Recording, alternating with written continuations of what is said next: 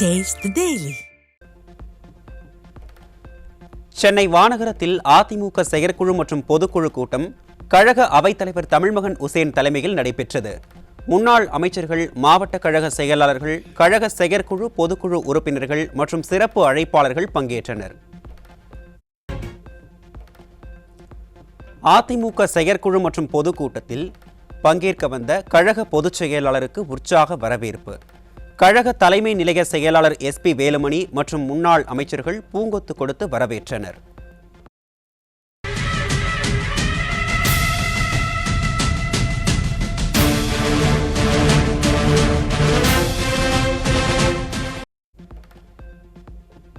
புரட்சித் தலைவர், புரட்சித் தலைவி ஆகியோரது திருவுருவ படங்களுக்கு அதிமுக பொதுச் செயலாளர் எடப்பாடி K. பழனிசாமி மலர் தூவி மரியாதை. கழக வளர்ச்சிக்காக பாடுபட்டு உயிர் நீத்த நிர்வாகிகள், தொண்டர்களுக்கு இரங்கல் தெரிவித்து தீர்மானம் நிறைவேற்றம்.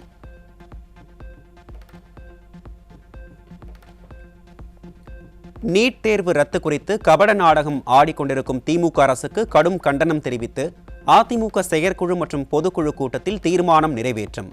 கல்வி, பொருளாதாரம், வேலைவாய்ப்பு ஆகியவற்றில் அனைவருக்கும் சம உரிமை, சம வாய்ப்புகளை வழங்கிடும் சாதிவாரி கணக்கெடுப்பினை எடுக்க விடியா திமுக அரசை வலியுறுத்தி தீர்மானம். டங்ஸ்டன் சுரங்கத்தை கொண்டுவர மத்திய அரசு ஒப்பந்த புள்ளி கோரிய போதே தடுக்க தவறிய திமுக அரசுக்கு கண்டனம். ஃபெஞ்சல் புயல் முன்னெச்சரிக்கை நடவடிக்கைகளை மேற்கொள்ளாத திமுக அரசை கண்டித்தும் அதிமுக செயற்குழு மற்றும் பொதுக்குழு கூட்டத்தில் தீர்மானம் நிறைவேற்றம். 500க்கும் மேற்பட்ட பச்சை பொய்களை சொல்லி திமுகவினர் ஆட்சியை பிடித்துள்ளனர். 98% வாக்குறுதிகளை நிறைவேற்றியதாக திமுக அரசு விளம்பரம் மட்டுமே செய்வதாக அதிமுக பொதுச் செயலாளர் விமர்சனம். திமுக 2021 சட்டமன்ற பொதுத் தேர்தலும் போது நிறைவேற்ற முடியாத 525 அறிவிப்புகளை வெளியிட்டாங்க. இதுவரைக்கும் எவ்வளவு அறிவிப்புகள் நடைமுறைப்படுத்தியிருக்கிறாங்க? 10% அறிவிப்புகள் நிறைவேற்ற முடியல. ஆனால் திரு ஸ்டாலின் பேசுகின்ற பொழுதும் சரி, திமுக கட்சி சேர்ந்த நிர்வாகிகள், அமைச்சர் பெருமக்கள் பேசுகின்ற பொழுதும் சரி, 98% திராவிட முன்னேற்ற கழக தேர்தலில் அறிவிக்கப்பட்ட அறிவிப்பு நிறைவேற்றப்பட்டது என்ற ஒரு பொய்யான செய்தி வெளிப்படுத்திட்டு இருக்கிறாங்க.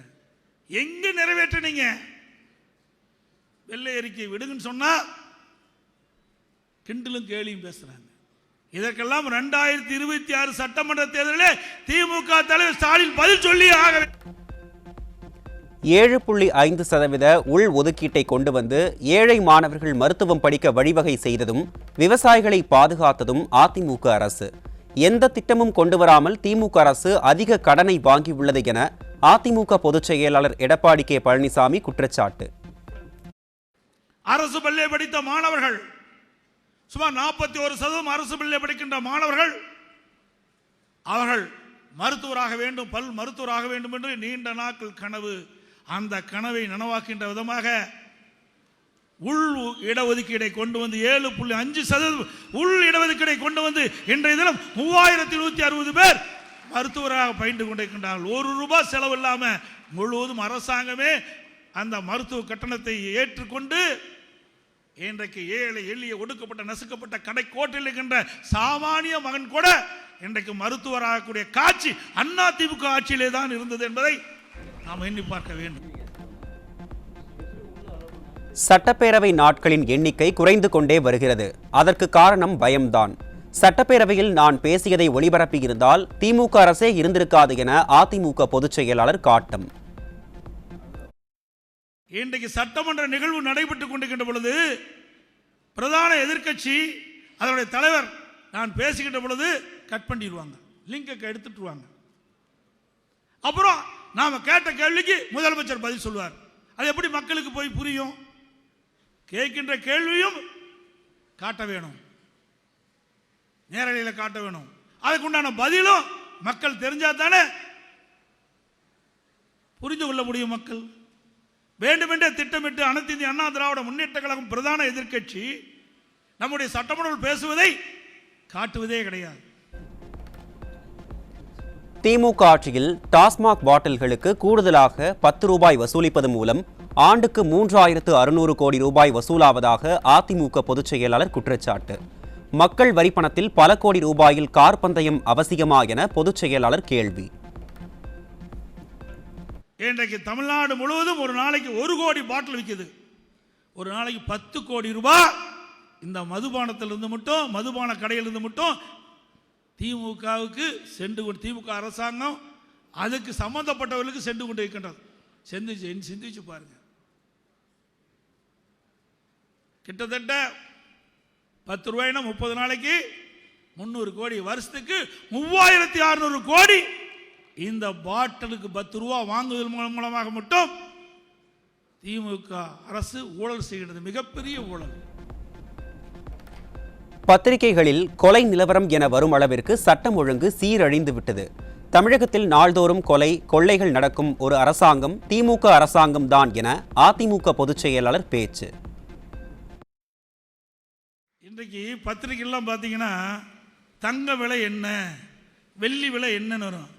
இப்போ பத்திரிகையில் பார்த்தா கொலை நிலவரம் என்னன்னு வருது. இப்படிப்பட்ட அவல ஆட்சி இந்தியாவில் எங்காவது இருக்குதா? தினந்தோறும் கொலை. இன்னைக்கு திருப்பூர்ல இன்னைக்கு கிராமத்தில் 3 பேர் படுகொலை செஞ்சிருக்கிறாங்க. அடுத்த நாள் அவனாசியில் நடைபயணம் மேற்கொண்டார், அவரை வெட்டி சாய்க்கிறாங்க. அதுக்கு அடுத்த நாள் திருப்பூர்ல ஒரு பெண்மணி இருசக்கர வாகனத்தில் சாலை வழியா சென்று கொண்டிருக்கின்ற பொழுது 2 பேர் வழிமறித்து கத்தியில குத்துறாங்க. ஒரு மாவட்டத்தில் மட்டும் ஒரே வாரத்தில் இவ்வளவு சம்பவம் நடந்திருக்குது. இப்படி நாள்தோறும் கொலை, கொள்ளை, திருட்டு, வழிப்பறிவு, பாலியல் வன்கொடுமை நடக்கின்ற ஒரே அரசாங்கம் திமுக அரசாங்கம் தான். ஸ்டாலின் தான் வராரு, நீச்சல் அடிக்க விட்டார் என மக்கள் பேச்சு. திமுக ஆட்சியில் மக்களை நேரடியாக சந்திக்க அமைச்சர்கள் அஞ்சுவதாக எதிர்க்கட்சித் தலைவர் எடப்பாடி கே பழனிசாமி விமர்சனம். இன்றைக்கு மக்களை பார்க்கவே திமுக பொறுப்பாளர்கள் அஞ்சுகிறார்கள். ஏன் அமைச்சரே பயப்படுறாங்க, உள்ள போயிட்டு வெளியே வர முடியல. 43 மாத திராவிட முன்னேற்ற கழக ஆட்சியிலே மக்கள் வெறுக்கின்ற அளவிற்கு இந்த ஆட்சி இருக்கிறது என்று சிந்தித்து பாருங்க. அதனாலதான் விரும்பத்தகாத சம்பவம், அந்த வெள்ள பாதிப்பு ஏற்படுகின்ற பொழுது அமைச்சர் பார்க்கின்ற பொழுது விரும்பத்தகாத சம்பவம் நடைபெற்றது. பல்வேறு இடங்களிலே சட்டமன்ற உறுப்பினர்களே விடல, பல அமைச்சர்களை கேள்வி கேட்கின்ற நிலைக்கு மக்கள் வந்துட்டாங்க. ஆக மக்கள் இந்த ஆட்சியை வெறுக்க ஆரம்பிச்சிட்டாங்க. எப்பொழுது இந்த ஆட்சி முடிவுக்கு வரும், எப்பொழுது அண்ணா திமுக ஆட்சி மலரும் என்று மக்கள் எதிர்பார்த்து கொண்டிருக்கிறாங்க. மிஜாம் புயல் வந்தது. அப்ப சென்னை மாநகரத்தில் பல இடத்துல தண்ணி தேங்கி அப்படியே குட்டை போல் காய்ச்சலுது. அப்போ ஒரு பெண்மணி நடந்து போறாங்க. அப்ப அந்த பெண்மணி சொல்றாங்க, ஸ்டாலின் தான் வராரு, நீச்சல் அடிக்க விட்டுட்டாருன்னு. 2026 சட்டமன்ற தேர்தலோடு குடும்ப ஆட்சி, வாரிசு அரசியலுக்கு முற்றுப்புள்ளி வைக்கப்படும். வரும் சட்டமன்ற தேர்தலில் 200 இடங்களில் அதிமுக மாபெரும் வெற்றி பெறும் என கழக பொதுச் செயலாளர் பேச்சு. எழுச்சி பிறந்து விட்டது, அதுவே வெற்றி.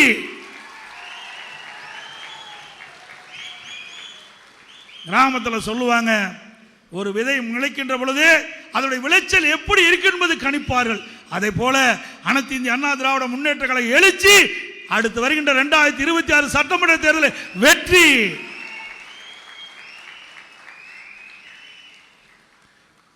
இன்னொருவரும் திமுக இருக்கிற குடும்ப உறுப்பினர் திருமதி கனிமொழி அவர்கள் சொல்றாங்க, இருமாப்போடு சொல்கிறேன், இருமாப்போட சொல்றாங்களாம் திருமதி கனிமொழி, 200 இடத்துல வெற்றி பெறும்னு. ஏதோ கனவுல வந்திருக்கும், நனவாகாது. திருமதி கனிமொழி அவர்களே, கனவில் உங்களுக்கு வந்திருக்கும், நனவாகாது. நீங்க 200 தொகுதி சொல்றீங்கல்ல, அது அண்ணா திமுக கூட்டணிக்கு பொருந்தும். அடுத்து வருகின்ற 2026 சட்டமன்ற தேர்தலில் அனைத்து இந்திய அண்ணா திராவிட முன்னேற்ற கழக தலைமையில் அமைக்கப்பட்ட கூட்டணி 200 இடங்களே வெற்றி. கூட்டணி வரும் போகும், ஆனால் அதிமுகவின் கொள்கை என்பது நிலையானது. தமிழகத்தில் 234 தொகுதிகளிலும் ஜனவரி மாத இறுதியில் சூறாவளி சுற்றுப்பயணம் மேற்கொள்ள உள்ளதாக அதிமுக பொதுச் செயலாளர் பேச்சு. 234 தொகுதியிலும் ஜனவரி மாதம் இறுதியில் நான் சுற்றுப்பயணம் மேற்கொள்வேன் என்பதை இந்த நேரத்தில் தெரிவித்துக் கொள்கிறேன். இங்கே வந்திருக்கின்ற ஒன்றிச்சால், நகரச்சால், பேருச்சால், பகுதிச்சால், மாவட்ட கழகச்சால் மூலமாக 234 தொகுதியிலும் தமிழ்நாடு முழுவதும் சூறாவளி சுற்றுப்பயணம் சென்று மக்களை சந்தித்து இந்த ஆட்சியுடைய அவலங்களை எடுத்து சொல்லுவோம். சொத்து மற்றும் தொழில் வரி உள்ளிட்ட அனைத்து வரிகளையும் உயர்த்தியதுதான் திமுக அரசின் சாதனை. அதிமுக செயற்குழு மற்றும் பொதுக்குழு கூட்டத்தில் கழக தலைமை நிலைய செயலாளர் SP வேலுமணி குற்றச்சாட்டு. திமுக ஆட்சியின் அவலங்களை சட்ட ஒழுங்கு, விலைவாசி உயர்வு, மின்கட்டண உயர்வு, சொத்து வரி உயர்வு என்று அத்தனை நம்ம வீடு வீடப்ப எடுத்து சொல்லி ஒவ்வொரு திண்ணை பிரச்சாரம் செய்தாலே போதும். ஏன்னா நமக்கு பார்த்தீங்கன்னா இன்னைக்கு அத்தனை ஊடகங்களும் நமக்கு எதிர்ப்பு, இன்னைக்கு பத்திரிகையாளர் எதிர்ப்பு, வீடு வீடா போய் திண்ணை பிரச்சாரம் நமக்கு முக்கியம் என்று சொல்லி தமிழகத்தில் மக்களாட்சி மலரவும், எம்ஜிஆரின் ஆட்சி, அம்மாவின் ஆட்சி, ஏழைகளின் ஆட்சி, 8 திக்கும் புகழ் பெருப்பும் அண்ணன் எடப்பாடியுடைய ஆட்சி மலரும். அதுவே நமது உயிர் மூச்சு. அயராது உழைப்போம். தமிழ்நாட்டின் வளர்ச்சிக்காக கடந்த அதிமுக ஆட்சியில் பல்வேறு நலத்திட்டங்கள் கொண்டுவரப்பட்டதாக முன்னாள் அமைச்சர் SP வேலுமணி பெருமிதம். எந்த ஒரு திட்டமும் இல்லாமல் ஆட்சியை நடத்தி வருபவர்கள்தான் திமுகவினர் என்று குற்றச்சாட்டு. அண்ணன் எடப்பாடி அவர்கள் 4 வருடம் 2 மாத காலத்தில் எத்தனை திட்டங்களை கொண்டு வந்தார் சொல்லிட்டே போலாம், அடுக்கிட்டே போலாம். அத்தனை திட்டங்கள் தந்தது அண்ணன் எடப்பாடி அவர்கள். 7.5%, இன்னும் பார்த்தீங்கன்னா 11 மருத்துவக் கல்லூரி. ஒவ்வொரு மாவட்டத்துக்கும் என்னென்ன திட்டங்கள் தேவையோ எங்க மாவட்டத்துக்கு நடத்திக்கிடுவாங்க. இதெல்லாம் 70 ஆண்டுகால பிரச்சனை. ஆனமலையார் நல்லார் திட்டத்துக்கு குழு அமைத்தது. இதெல்லாம் யாருமே கொண்டு வர முடியாத திட்டங்களை பூரா கொண்டு வந்தார் எல்லா மாவட்டத்துக்கும். இன்னைக்கு முதலமைச்சர் MK ஸ்டாலின் அவர்கள் திறந்து வைக்கக்கூடிய அத்தனை திட்டங்களும் எடப்பாடியார் அவர்கள் நிதி ஒதுக்கி கொண்டு வந்த திட்டங்கள் தான், யாரும் மறுக்க முடியாது. ஒட்டுமொத்தமாக இன்னைக்கு திமுக 3 வருஷத்துக்கு மேல் 4 வருஷம் ஆக போது எந்த திட்டம் தராமல் இந்த ஆட்சி நடத்தி கொண்டிருக்கிறார். விவசாயிகள், தொழிலாளர்கள், அரசு ஊழியர்கள் என யாருமே திமுக ஆட்சியை விரும்பவில்லை. 2026 சட்டமன்ற தேர்தலில் அதிமுக பொதுச் செயலாளர் எடப்பாடி K பழனிசாமி தலைமையில் தமிழ்நாட்டில் மீண்டும் அதிமுக ஆட்சி அமையும் என தலைமை நிலைய செயலாளர் SP வேலுமணி திட்டவட்டம். திமுக பாத்துங்க, நீங்க இன்னைக்கு பாத்தீங்கன்னா யாருமே திமுக ஓட்டு போட மாட்டான். இன்னைக்கு ஏழைகள் ஓட்டு போடுவாங்களா? நடுத்தரவர்கள் ஓட்டு போடுவாங்களா? தொழில் முதலீட்டாளர் ஓட்டு போடுவாங்களா? தொழிலாளர் ஓட்டு போடுவாங்களா? விவசாயிகள் ஓட்டு போடுவாங்களா? எப்பவுமே திமுக ஓட்டு போட அரசு ஊழியர் இந்த ஆட்சி வேண்டாங்கிறான். ஆகவே நம்ம சரியா வேலை செஞ்சா கண்டிப்பாக நமக்கு அதிகமான 200 மேல் வெற்றி பெற்று எடப்பாடி அவர்கள் முதலமைச்சர் வருவார். ஒட்டுமொத்த தமிழ்நாட்டு மக்கள் அனைவரும் எதிர்பார்த்து கொண்டிருக்கிறார்கள். எடப்பாடி அவருடைய ஆட்சி எப்பொழுது வரும் என்று எதிர்பார்த்து கொண்டிருக்கிறார்கள். 2026ஆம் ஆண்டு அதிமுக பொதுச் செயலாளர் எடப்பாடி K பழனிசாமி முதலமைச்சராவதை எந்த சக்தியாலும் தடுக்க முடியாது. அதிமுக முன்னாள் அமைச்சர் தங்கமணி திட்டவட்டம். அண்ணன் எடப்பாடியார் அவர்கள் மீண்டும் 26ஆம் ஆண்டு முதலமைச்சர் ஆவதை எந்த சக்தியாலும் தடுக்க முடியாது என்பதை மட்டும் இந்த நேரத்தில் சொல்லி வந்திருக்கின்ற அத்தனை பேருக்கும் நன்றி, வணக்கம். அண்ணா திராவிட முன்னேற்றக் கழகம் இன்று எஃகு கோட்டையாக அதிமுக இருக்கிறது என்றால் அதற்கு கழக பொதுச் செயலாளர் தான் காரணம். 2026இல் மீண்டும் அம்மாவின் ஆட்சி கழக பொதுச் செயலாளர் எடப்பாடி K பழனிசாமி தலைமையில் அமையும் என்றும் முன்னாள் அமைச்சர் CV சண்முகம் பேச்சு. இந்த 7.5 ஆண்டு காலம் பல்வேறு சோதனைகளை இந்த இயக்கம் சந்தித்திருக்கிறது. ஆனால் சந்தித்தாலும் எந்தவித சேதாரம் இல்லாமல் எஃகு கோட்டையாக இன்னைக்கு அனைத்து இந்திய அண்ணா திராவிட முன்னேற்ற கழகம் இன்றைக்கு இதே இந்த ஸ்ரீவாரி மண்டபத்திலே இருக்கிறது என்றால் அதற்கு காரணம், முழு காரணம் ஆளுமை மிக்க நம்முடைய பொதுச் செயலாளர் எடப்பாடியார். 2 கோடி தொண்டர்களை நம்பி இருக்கிற இயக்கம் அனைத்து இந்திய அண்ணா திராவிட முன்னேற்ற கழகம். அன்றைக்கு இந்த எடப்பாடியாரை பொதுச் செயலாளராக தேர்ந்தெடுக்கப்பட்டு எப்படி இருந்ததோ அதே எழுச்சி, அதே ஆரவாரத்தோடு இன்றைக்கும் இருக்கிறது. காது இருந்தும் கேட்காத செவிடர்களுக்கும், கண்ணிருந்தும் காக்காத கூடர்களுக்கும் நன்றாக பார்த்து கொள்ளுங்கள். இந்த மண்டபத்தில் இங்க நிரம்பி இருக்கிற இந்த தொண்டர்களை பாருங்கள். எங்கடா இருக்குது இங்க? எங்க இருக்குது கருத்து வேறுபாடு? எங்க இருக்குது சலசலப்பு வராதா?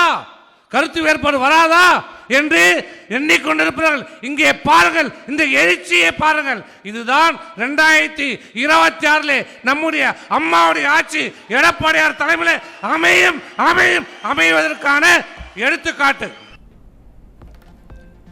பெஞ்சல் புயலால் விழுப்புரம் மாவட்டம் கடுமையாக பாதிக்கப்பட்ட போது மக்களை நேரடியாக சந்தித்து ஆறுதல் கூறி நிவாரணங்களை வழங்கியவர்தான் அதிமுக பொதுச் செயலாளர் என முன்னாள் அமைச்சர் சி.வி. சண்முகம் பெருமிதம். ஸ்டாலின் மக்களை சந்திக்க அஞ்சிய போதே திமுக தோற்றுவிட்டது என்றும் இன்றைக்கும் தமிழ்நாட்டை ஆள்வது எடப்பாடி கே. பழனிசாமி தான் என்றும் பேச்சு. இன்றைக்கும் இந்த தமிழ்நாட்டை யார் ஆள்வது? எங்களுடைய பொதுச் செயலாளர் எதிர்க்கட்சி தலைவர் எடப்பாடியார். என்னடா ஆளுமை உனக்கு ஸ்டாலினுக்கு? என்ன ஆளுமை? புயல் வருகிறது என்று சொல்லுகிறார்கள், மரக்காணத்தை கடக்கும் என்று சொல்லுகிறார்கள். ஆனால் நீ எங்கே இருந்தாய்? சென்னையிலே மழையே இல்லாத சென்னையிலே படம் காட்டிக் கொண்டிருந்தார். எங்களுடைய எடப்பாடியார் விழுப்புரத்திற்கு வந்த பிறகுதான் இவனுக்கு சூடு சொரண வெக்க அப்புறம் விழுப்புரத்துக்கு வராங்க. வந்து மக்களை சந்திச்சியா? ஒரு கல்யாண மண்டபத்தில் உட்கார வச்சுட்டு அங்க பார்த்துட்டு போற. மக்களை சந்திப்பதற்கு எப்போது நீ அஞ்சுகிறாயோ அப்போதே நீ தோத்துட்ட. அப்பயே நாங்கள் ஜெயிச்சிட்டோம். தேர்தல் தான். அதிமுகவில் கடைசி தொண்டன் இருக்கும் வரை யாராலும் எதையும் செய்ய முடியாது என்று முன்னாள் அமைச்சர் சி.வி. சண்முகம் காட்டம். தமிழ்நாட்டில் தற்போதுள்ள குடும்ப ஆட்சியை மக்கள் வெறுக்க தொடங்கியுள்ளதாகவும் பேச்சு. இந்த அண்ணா திமுக கடைசி தொண்டன் இருக்கிற வரை இந்த அனைத்து இந்த அண்ணா திராவிட எந்த கொம்பல்ல 100 கருணாநிதி வந்தாலும் ஒன்றும் செய்ய முடியாது. அனைத்து இந்திய அண்ணா திராவிட முன்னேற்ற கழகம் மக்களை நம்பி மக்களுக்காக பாடுபட்டு கொண்டிருந்த இயக்கம் அனைத்து இந்திய அண்ணா திராவிட முன்னேற்ற கழகம். இப்ப நடந்தது ரொம்ப நாளா இல்லை, நடந்த ஒரு 6 மாதத்துக்கு முன்னாடி இலங்கையிலே ஒரு குடும்ப ஆட்சி நடைபெற்றுக் கொண்டிருந்தது. ராஜபக்ஷ குடும்பம், அப்பா புள்ள அண்ணன் தம்பி மாமா வந்தார், அவன் குடும்பமே அங்க ஆட்சி செய்து கொண்டது. என்ன நிலைமை? அவன் ஆண்டு கொண்டு வீடு பூந்து அடித்து நொறுக்கப்பட்டு நாட்டை விட்டு அகற்றப்பட்டது அந்த குடும்ப ஆட்சி. இப்ப 20 நாளுக்கு முன்னாடி சிரியாவை ஆண்டு கொண்டிருந்த அசாத் 50 ஆண்டு காலம், 1 வருஷம் இல்ல 2 வருஷம் இல்ல 50 ஆண்டு காலம் அந்த குடும்பம் அந்த நாட்டை ஆண்டு கொண்டிருந்தது. இன்றைக்கு அந்த அசாத் வெளிநாட்டுக்கு தப்பி ஓடி இருக்கிறார். மக்கள் பொங்கி எழுந்து அவருடைய அரண்மையை அடித்து நொறுக்குகிறார்கள். அந்த அசாத்துடைய தலையை வெட்டி செருப்பால் அடிக்கிறார்கள். அந்த நிலைமை மக்கள் பொங்கி எழுந்தால், ஏற்கனவே எழுந்ததால் தான் உன் மீது சேரடிக்கப்பட்டது. மக்கள் பொங்கி விட்டார்கள், மக்கள் எழுந்து விட்டார்கள், மக்கள் எழுச்சி அடைந்து விட்டார்கள். அதனுடைய எடுத்துக்காட்டுதான் சேத்தால் அடித்து திருத்தப்பட்டார்கள். ஸ்டாலின் எங்க வந்தாரு?